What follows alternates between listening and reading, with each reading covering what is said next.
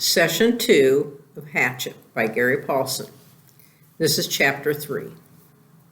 I'm going to die, Brian thought. I'm going to die, I'm going to die, I'm going to die. His whole brain screamed it in sudden silence. I'm going to die. He wiped his mouth with the back of his arm and held the nose down. The plane went into a glide, a very fast glide that ate altitude, and suddenly there weren't any lakes. All he'd seen since they started flying over the forest was lakes, and now they were gone. Gone.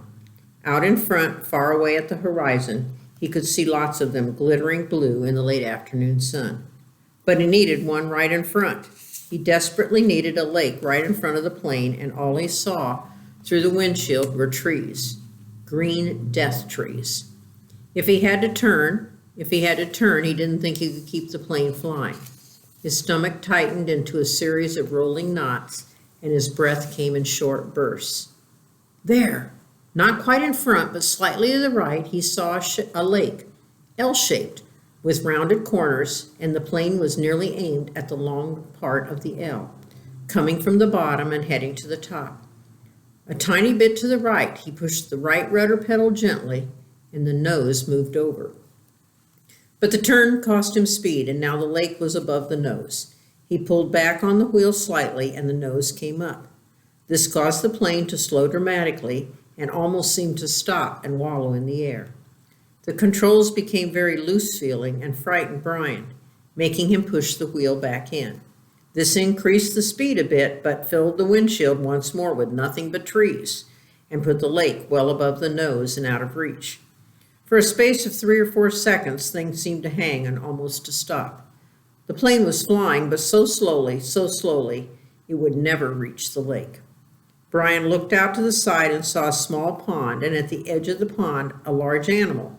He thought a moose, standing out in the water. Also still, looking, so stopped, the pond and the moose and the trees, as he slid over them now, only 300 or 400 feet off the ground. All like a picture. Then everything happened at once. Trees suddenly took on detail, filled the whole field of vision with green, and he knew he would hit and die. He would die. But his luck held, and just as he was about to hit, he came into an open lane, a channel of fallen trees, a wide place leading to the lake. The plane, committed now to landing, to crashing, fell into the wide place like a stone, and Brian eased back on the wheel and braced himself for the crash.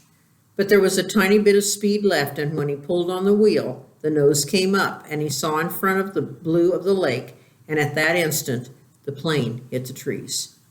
There was a great wrenching as the wings caught the pines at the side of the clearing and broke back, ripping back just outside the main braces. Dust and dirt blew off the floor into his face so hard that he thought there must have been some kind of an explosion. He was momentarily blinded and slammed forward in the seat, smashing his head on the wheel. Then a wild crashing sound, ripping of metal, and the plane rolled to the right and blew through the trees, out over the water and down to slam into the lake, skip once on the water as hard as concrete, water that tore the windshield out and shattered the side windows, water that drove him back into the seat. Somebody was screaming as the plane drove down into the water. Someone screamed tight animal screams of fear and pain, and he did not know that it was his sound, that he roared against the water that took him, and the plane still deeper, down in the water. He saw nothing, but sensed blue, cold, blue-green, and he raked at the seatbelt catch and tore his nails loose on one hand. He ripped at it until it released, and somehow, the water trying to kill him to end him, somehow he pulled himself out of the shattered front window and clawed up into the blue. Felt something hold him back. He felt his windbreaker tear, and he was free. Tearing free, ripping free.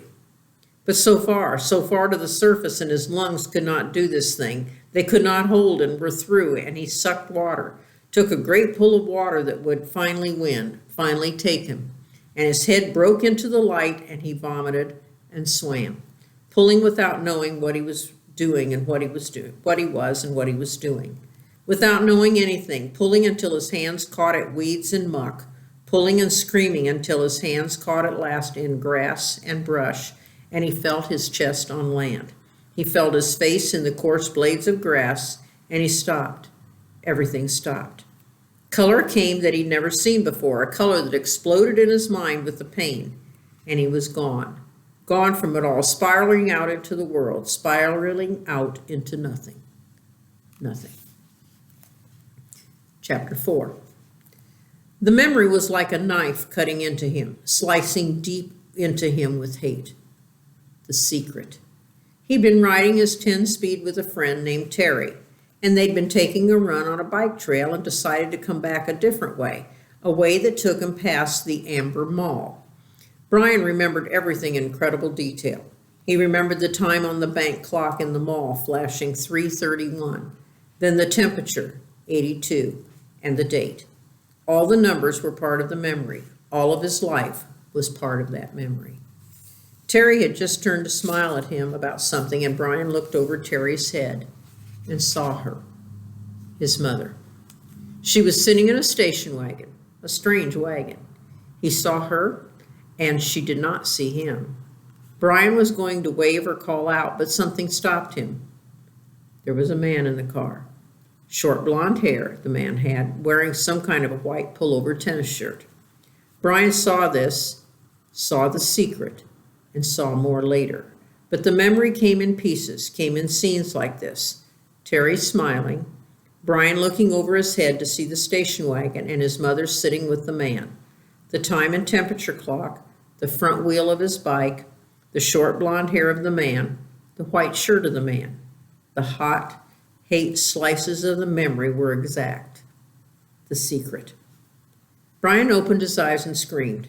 For seconds he didn't know where he was, only that the crash was still happening and he was going to die, and he screamed until his breath was gone. Then silence filled with sobs as he pulled in air, half crying. How could it be so quiet? Moments ago there was nothing but noise, crashing and tearing and screaming. Now quiet. Some birds were singing. How could birds be singing? His legs felt wet and he raised up on his hands and looked back down at them. They were in the lake. Strange, they went down into the water. He tried to move, but pain hammered into him and made his breath shorten into gasps, and he stopped, his legs still in the water. Pain. Memory. He turned again, and the sun came across the water, late sun, cut into his eyes and made him turn away. It was over then, the crash, and he was alive. The crash is over and I'm alive, he thought. Then his eyes closed and he lowered his head for minutes that seemed longer. When he opened them again, it was evening, and some of the sharp pain had abated. There were many dull aches, and the crash came back to him fully. Into the trees and out onto the lake. The plane crashed and sunk in the lake, and he had somehow pulled free. He raised himself and crawled out of the water, grunting with the pain of movement. His legs were on fire, and his forehead felt as if somebody had been pounding on it like a hammer, but he could move. He pulled his legs out of the lake and crawled on his hands and knees until he was away from the wet, soft shore and near a small stand of brush of some kind. Then he went down, only this time to rest, to save something of himself. He lay on his side and put his head on his arm and closed his eyes, because that's all he could do now. All he could think of being able to do. He closed his eyes and slept, dreamless, deep and down. There was almost no light when he opened his eyes again. The darkness of night was thick, and for a moment he began to panic again. To see, he thought, to see is everything, and he could not see. But he turned his head without moving his body and saw that across the lake the sky was light gray and that the sun was starting to come up. And he remembered that it had been evening when he went to sleep. Must be morning now, he mumbled, almost in a hoarse whisper. As the thickness of sleep left him, the world came back. He was still in pain, all over pain. His legs were cramped and drawn up, tight and aching, and his back hurt when he tried to move. Worst was a keen throbbing in his head that pulsed with every beat of his heart. It seemed the whole crash had happened to his head. He rolled on his back and felt his sides and his legs and moving things slowly. He rubbed his arms. Nothing seemed to be shattered or even sprained all that badly. When he was 9, he plowed his small dirt bike into a parked car and broken his ankle. and he had to wear a cast for 8 weeks, and there was nothing like that now, nothing broken, just battered around a bit. His forehead felt massively swollen to the touch, almost like a mound out over his eyes, and it was so tender that when his fingers grazed it, he nearly cried. But there was nothing he could do about it. Like the rest of him, it seemed to be bruised more than broken. I'm alive, he thought. I'm alive. It could have been different. There could have been death. I could have been done. Like the pilot, he thought suddenly. The pilot in the plane, down in the water, down into the blue water, strapped in the seat. He sat up, or tried to. The first time he fell back. But on the second attempt, grunting with the effort, he managed to come to a sitting position and scrunch sideways until his back was against a small tree, where he sat facing the lake, watching the sky get lighter and lighter with the coming dawn. His clothes were wet and clammy, and there was a faint chill. He pulled the torn remnants of his windbreaker pieces really, around his shoulders and tried to hold that heat his body could find. He could not think. He could not make thought patterns work right. Things seemed to go back and forth between reality and imagination, except it was all reality. 1 second, he seemed only to have imagined there was a plane crash, that he fought out of the sinking plane and swum to shore, that it all happened to some person or in a movie playing in his mind. Then he would feel his clothes wet and cold, and his forehead would slash a pain through his thoughts, and he would know it was real, that it really happened. But all in a haze world. So he sat and stared at the lake, felt the pain come and go in waves, and watched the sun come over the end of the lake. It took an hour, perhaps 2. He could not measure time yet, and he didn't care, for the sun to get halfway up.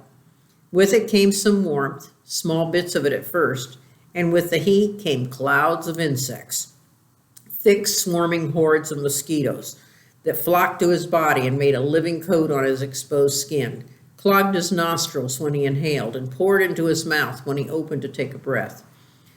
It was not possibly believable. Not this. He had come through the crash, but the insects were not possible. He coughed them up, spat them out, sneezed them out, closed his eyes and kept brushing his face, slapping and crushing them by the dozens and by the hundreds. But as soon as he cleared a space, as soon as he killed them, more came, thick, whining, buzzing masses of them. Mosquitoes and some small black flies that he'd never seen before, all biting and chewing and taking from him. In moments, his eyes were swollen shut and his face puffy and round to match his battered forehead. He pulled the torn pieces of his windbreaker over his head and tried to shelter it, but the jacket was full of rips and it didn't work. In desperation, he pulled his t-shirt up to cover his face, but that exposed the skin of his lower back, and the mosquitoes and flies attacked the new soft flesh of his back so viciously that he pulled the shirt down. In the end, he sat with the windbreaker pulled up, brushed with his hands, and took it, almost crying in frustration and agony. There was nothing left to do, and when the sun was fully up and heating him directly, bringing steam off of his wet clothes and bathing him in warmth, the mosquitoes and flies disappeared. Almost that suddenly. 1 minute he was sitting in the middle of a swarm, and the next they were gone, and the sun was on him. Vampires, he thought. Apparently they didn't like the deep of night. Perhaps that because it was too cool and they couldn't take the direct sunlight. But in that gray time in the morning when it began to get warm and before the sun was full up and hot, he couldn't believe them. Never in all the reading and the movies he had watched on television about the outdoors, never once had they ever mentioned these mosquitoes or flies. All they ever showed on the naturalist shows was the beautiful scenery or animals jumping around having a good time. Nobody ever mentioned mosquitoes and flies. Ugh. He pulled himself up to stand against the tree and stretched, bringing new aches and pains. His back muscles must have been hurt as well. They almost seemed to tear when he stretched, and while the pain in his forehead seemed to be abating somewhat, just trying to stand made him weak enough to nearly collapse. The back of his hands were puffy, and his eyes were almost swollen shut from the mosquitoes, and he saw everything through a narrow squint. Not that there was much to see, he thought, scratching the bites. In front of him lay the lake, blue and deep. He had a sudden picture of the plane sunk in the lake, down and down in the blue, with the pilot's body still strapped in the seat, his hair waving. He shook his head, more pain. That wasn't something to think about. He looked at his surroundings again. The lake stretched out slightly below him. He was at the base of the L, looking up the long part with the short part to his right. In the morning light and calm, the water was absolutely, perfectly still. He could see the reflections of the trees at the other end of the lake. Upside down in the water, they seemed almost like another forest, an upside-down forest to match the real one. As he watched, a large bird, he thought, it looked like a crow, but it seemed larger, flew from the top, the real forest, and the reflection bird matched it, both flying out over the water.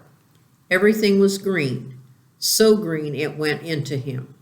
The forest was largely made up of pines and spruce, with stands of some low brush smeared here and there, and thick grass, and some other kind of very small brush all over. He couldn't identify most of it except the evergreens and some leafy trees he thought might be aspen.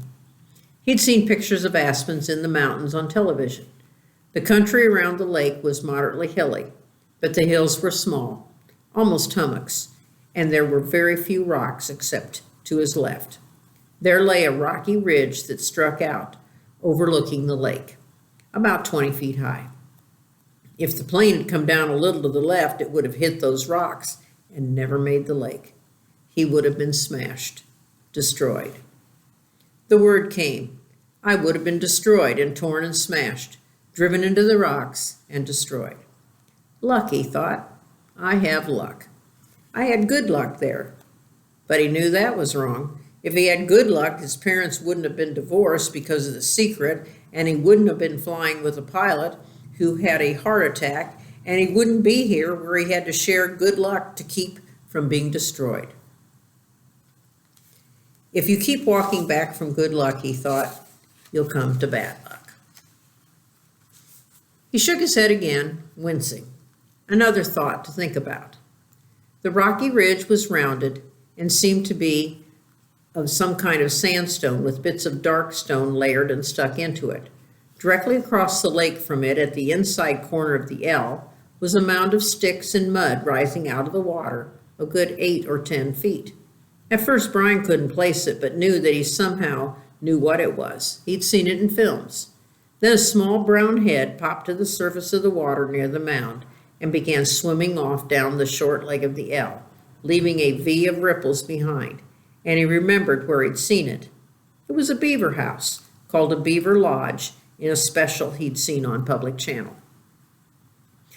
A fish jumped, not a large fish, but it made a big splash near the beaver, and as if by a signal, there were suddenly little splops all over the sides of the lake, along the shore, as fish began jumping. Hundreds of them jumping and slapping the water. Brian watched them for a time, still in a half daze, still not thinking well. The scenery was very pretty, he thought, and there were new things to look at. But it was all a green and blue blur, and he was used to the gray and black of the city. Traffic, people talking, sounds all the time, the hum and whine of the city.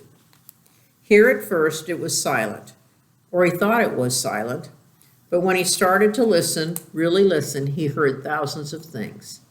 Hisses and blurks, small sounds, birds singing, hum of insects, splashes from the fish jumping, and there was a great noise here, but a noise he did not know, and the colors were new to him, and the colors and noise mixed in his mind to make a green-blue blur.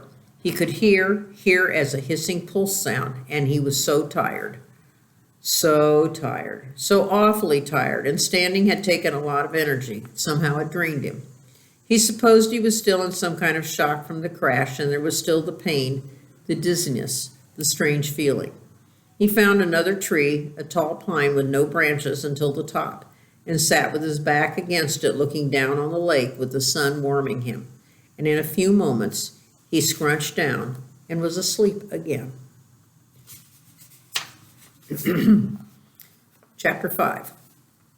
His eyes snapped open, hammered open, and there were these things about himself that he knew instantly. He was unbelievably, viciously thirsty. His mouth was dry and tasted foul and sticky. His lips were cracked and felt as if they were bleeding, and if he did not drink some water soon, he felt he would wither up and die. Lots of water, all the water he could find. He knew the thirst and felt the burn on his face. It was mid-afternoon, and the sun had come over him and cooked him while he slept, and his face was on fire, would blister and would peel, which did not help the thirst and made it much worse. He stood, using the tree to pull himself up because there was still some pain and much stiffness, and looked down at the lake. It was water, but he did not know if he could drink it. Nobody ever told him if he could or could not drink lakes. There was also the thought of the pilot, down in the blue with the plane, strapped in, the body. Awful, he thought, but the lake was blue and wet-looking, and his mouth and throat raged with the thirst he did not know, where he thought it might be another form of water he could drink. Besides, he'd probably swallowed a ton of it while he was swimming out of the lake and getting to shore. In the movies, they always showed the hero finding a clear spring with pure sweet water to drink. But in the movies, they didn't have plane wrecks and swollen foreheads and aching bodies and a thirst that tore at the hero until he couldn't think. Brian took small steps down to the bank to the lake. Along the edge, there were thick grasses and the water looked a little murky, and there were small things swimming in the water, small bugs. But there was a log extending about 20 feet out into the water of the lake. A beaver dropped for some time before, like old limbs sticking up almost like handles. He balanced on the log, holding himself up with the limbs, and teetered out past the weeds in the murky water. When he was out there where the water was clear, he could see no bugs swimming in. He kneeled on the log to drink. A sip, he thought, still worrying about the lake water. I'll just take a sip. But when he brought a cupped hand to his mouth and felt the cold lake water trickle past his cracked lips and over his tongue, he could not stop. He had never, not even on long bike rides in the hot summer, been this thirsty. It was as if the water were more than water, as if the water had become all of life, and he could not stop. He stooped and put his mouth to the lake, and he drank, pulling it deep and swallowing great gulps of it. He drank until his stomach was swollen, until he nearly fell off the log with it, and then he rose and tripped his way back to the bank, where he immediately was sick and threw up most of the water. But his thirst was gone, and the water seemed to reduce the pain in his head as well, although the sunburn still cooked his face. So he almost jumped with the words spoken aloud. It seemed so out of place. He tried it again. So, here I am. And there it is, he thought. For the first time since the crash, his mind started to work. His brain triggered, and he began thinking. Here I am. And where is that? Where am I? He pulled himself once more up the bank into the tall tree without branches, and sat again with his back against the rough bark. It was hot now, but the sun was high to his rear, and he sat in the shade of the tree in relative comfort. There were things to sort out. Here I am, and that is nowhere. With his mind open and thoughts happening, it all tried to come in with a rush, all of what had occurred, and he could not take it. The whole thing turned into a confused jumble that made no sense. So he fought it down and tried to take one thing at a time. He had been flying north to visit his father for a couple of months in the summer, and the pilot had a heart attack and had died, and the plane had crashed somewhere in the Canadian North Woods. But he did not know how far they had flown or in what direction or where he was. Slow down, he thought, slow down more. My name is Brian Robeson. I'm 13 years old, and I'm alone in the North Woods of Canada. All right, he thought, that's simple enough. I was flying to visit my father, and the plane crashed and sank in a lake. There, keep it that way, short thoughts. I do not know where I am, which doesn't mean much. More to the point, they do not know where I am. They meaning anybody who might be wanting to search for me, the searchers. They would look for him and look for the plane. His father and mother would be frantic. They would tear the world apart to find him. Brian had seen searches on the news, seen movies about lost planes. When a plane went down, they mounted extensive searches, and almost always they found the plane within a day or two. Pilots all filed flight plans, a detailed plan of where and when they were going to fly, with all the course explained. They would come and they would look for him. The searchers would get government planes and cover both sides of the flight plan, filed by the pilot, and search until they found him. Maybe even today. They might come today. This was the second day after the crash. No, Brian frowned. Was it the first day or the second day? They had gone down in the afternoon and he'd spent the whole night out cold. So this was the first real day. But he could still come today. They would have started the search immediately when Brian's plane did not arrive. Yeah, they would probably come today. Probably come in here with amphibious planes, small bush planes with floats that could land right here on the lake and pick him up and take him home. Which home? The father home or the mother home? He stopped thinking. It didn't matter. Either on to his dad or back to his mother. Either way, he would probably be home by late night or early morning, where he could sit down and eat a large, cheesy, juicy burger with tomatoes and double fries, with ketchup and a thick chocolate shake.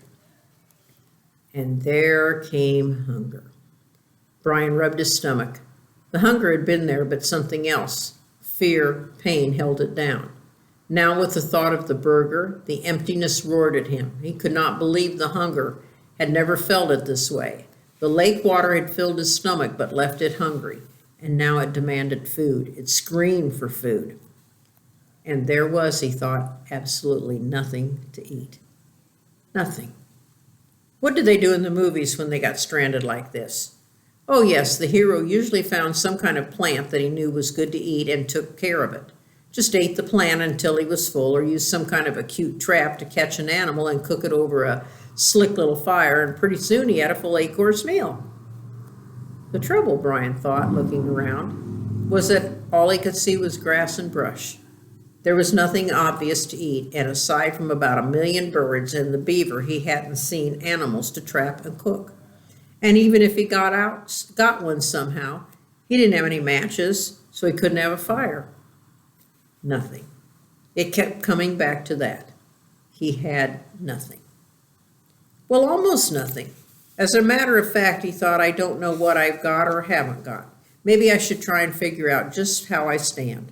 It'll give me something to do, keep me from thinking of food, until they come to find me. Brian once had an English teacher, a guy named Perpich, who was always talking about being positive, think positive, stay on top of things. That's how Perpich had put it, stay positive and stay on top of things. Brian thought of him now and wondered how to stay positive and stay on top of this. All Perpich would say is that I have to get motivated. He was always telling kids to get motivated. Brian changed positions so he was sitting on his knees. He reached into his pockets and took out everything he had and laid it on the grass in front of him. It was pitiful. A quarter, 3 dimes, a nickel, and 2 pennies. A fingernail clipper, a billfold with a $20 bill, in case you get stranded at the airport in some small town and have to buy food, his mother said, and some odd pieces of paper.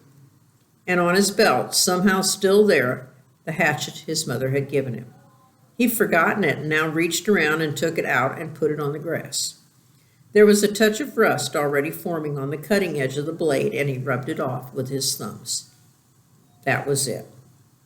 He frowned. No, wait, if he's going to play the game, might as well play it right. Perpich would tell him to quit messing around, get motivated. Look at all of it, Robeson. He had on a pair of good tennis shoes, now almost dry, and socks, and jeans and underwear, and a thin leather belt, and a T-shirt with a windbreaker so torn it hung on him in tatters, and a watch. He had a digital watch still on his wrist, but it was broken from the crash, the little screen blank, and he took it off and almost threw it away, but he stopped the hand motion and laid the watch on the grass with the rest of it. There, that was it. No, wait, there's one other thing. Those were all the things he had, but he also had himself. Purpich used to drum that into him. You are your most valuable asset. Now, don't forget that. You are the best thing that you have. Brian looked around again. I wish you were here, Purpich. I'm hungry and I'd trade everything I have for a hamburger. I'm hungry. He said it aloud, in normal tones at first, and then louder and louder until he was yelling, I'm hungry! I'm hungry! I'm hungry! When he stopped, there was a sudden silence, not just from him, but the clicks and blurps and bird sounds of the forest as well. The noise of his voice had startled everything, and it was quiet. He looked around and listened with his mouth open and realized that in all his life he had never heard silence before. Complete silence. There had always been some sound, some kind of a sound. It lasted only a few seconds, but it was so intense that it seemed to become part of him. Nothing. There was no sound. And then the bird started again, and some kind of a buzzing insect, and then a chattering and a cawing, and soon there was the same background of sound, which left him still hungry. Of course, he thought, putting the coins and the rest back in his pocket and the hatchet in his belt. Of course, if they come tonight, or even if they take as long as tomorrow, the hunger's no big thing. People have gone for many days without food as long as they've got water. Even if they don't come until late tomorrow, I'll be right. Lose a little weight maybe, but that first hamburger and malt and fries will bring it right back. A mental picture of a hamburger, the way they showed it in the television commercials, thundered into his thoughts. Rich colors, the meat juicy and hot. He pushed the picture away, so even if they didn't find him until tomorrow, he thought he'd be all right. He had plenty of water, although he wasn't sure if it was good and clean or not. He sat by the tree, his back against it. There was a thing bothering him. He wasn't quite sure what it was, but it kept chewing at the edge of his thoughts. Something about the plane and the pilot that would change things. There it was, the moment when the pilot had his heart attack. His right foot jerked down on the rudder, and the plane had slewed sideways. What did that mean? Why did they keep coming into his thinking that way, nudging and pushing? It means, a voice in his thoughts said, that they might not be coming for you tonight or even tomorrow. When the pilot pushed the rudder pedal, the plane jerked to the side and assumed a new course. Brian could not remember how much it pulled around, but it wouldn't have had to be much because after that, with the pilot dead, Brian had flown for an hour after hour on the new course. Well away from the flight plan the pilot had filed. Many hours at maybe 160 miles an hour. Even if it was only a little off course, with that speed and time, Brian might now be sitting several hundred miles off to the side of the recorded flight plan.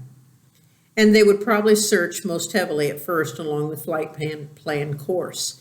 They might go out to the side a little, but it could easily be 300-400 miles to the side. He could not know and could not think of how far he might have flown wrong, because he didn't know the original course, and he didn't know how much they pulled sideways. Quite a bit, that's how he remembered it. Quite a jerk to the side. It pulled his head over sharply when the plane had swung around. They might not find him for 2 or 3 days. He felt his heartbeat increase as the fear started. The thought was there might he fought it down for a time and pushed it away, and then it exploded out. They might not find him for a long time. And the next thought that was there as well, that they might never find him. But that was panic, and he fought it down and tried to stay positive. They searched hard when a plane went down. They used many men and planes, and they would go on the side. They would know he was off for the flight plan. He had talked to the man on the radio. They would somehow know. It'd be all right. They would soon find him. Maybe not tomorrow, but soon. Soon. They would find him soon. Gradually, like sloshing oil, his thoughts settled back and the panic was gone. Say they didn't come for 2 days. Say they didn't come for 3 days or push that out to 4 days. He could live with that. He would have to live with that. He didn't want to think of them taking longer, but say 4 days. He had to do something. He couldn't just sit at the bottom of this tree and stare down at the lake for 4 days and nights. He was deep in woods and didn't have any matches, and he couldn't make a fire. There were large things in the woods. There were wolves, he thought, and bears, other things. In the dark, he would be in the open here, just sitting at the bottom of a tree. He looked around suddenly and felt the hair on the back of his neck go up. They might be looking at him right now, waiting for him, waiting for dark so they could move in and take him. He fingered the hatchet at his belt. It was the only weapon he had, but it was something. He had to have some kind of shelter. No, make that more. He had to have some kind of shelter, and he had to have something to eat. He pulled himself to his feet and jerked the back of his shirt down before the mosquitoes could get at it. He had to do something to help himself. I have to get motivated, he thought, remembering purpose. Right now, I'm all I've got. I have to do something.